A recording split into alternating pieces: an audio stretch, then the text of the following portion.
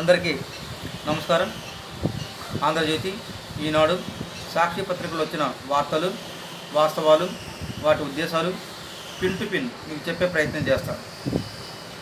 ఈ వీడియో కొత్తగా ఎవరైతే చూస్తున్నారో ఖచ్చితంగా సపోర్ట్ చేయండి, సబ్స్క్రైబ్ చేయండి, లైక్ అండ్ షేర్ కూడా చేయడం ద్వారా మరింత ఎక్కువ మందికి నా వీడియో వెళ్ళే అవకాశం ఉంది.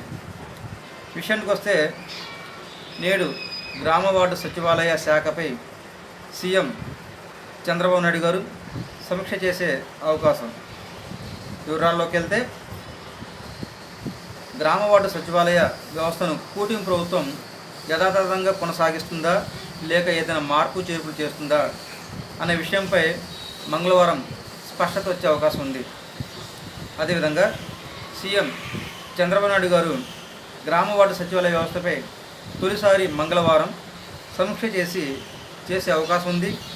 ఈ మేరకు అధికారులు కూడా పవర్ పాయింట్ ప్రజెంటేషన్ ఇవ్వడానికి అంత సిద్ధంగా ఉన్నారు. సో మన విషయానికి వెళ్ళినట్లయితే 2019 నుండి 2024 వరకు జగన్ రెడ్డి ప్రభుత్వంలో చాలా ప్రతిష్టాత్మకంగా ప్రారంభించినటువంటి గ్రామ వార్డు సచివాలయ యొక్క శాఖ, ఆ యొక్క వ్యవస్థను కేవలం ప్రభుత్వం యొక్క పథకాలను స్ప్రెడ్ చేయడం పర్పస్ మీదే ఈ వ్యవస్థని ఏర్పాటు చేయడం జరిగింది. కానీ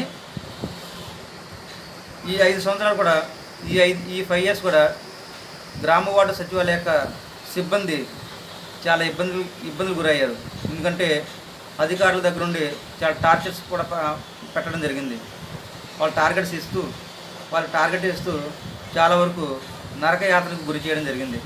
కానీ కూటమి ప్రభుత్వం రాగానే గ్రామ వార్డు సచివాలయ యొక్క సిబ్బంది చాలా ఆనందంగా ఉన్నారు.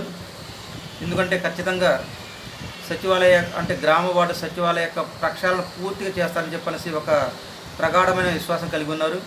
కాబట్టి కూటమి ప్రభుత్వం ఖచ్చితంగా ఈ గ్రామ వార్డు సచివాలయ యొక్క వ్యవస్థను ప్రక్షాళన చేసి వాళ్ళకి సంబంధించిన మదర్ డిపార్ట్మెంట్ ఏదైతే ఉందో ఆ డిపార్ట్మెంట్లో వీళ్ళని అడ్జస్ట్మెంట్ చేస్తారని చెప్పనేసి అనుకుంటున్నారు.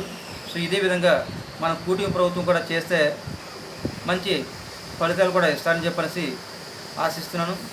Thank you.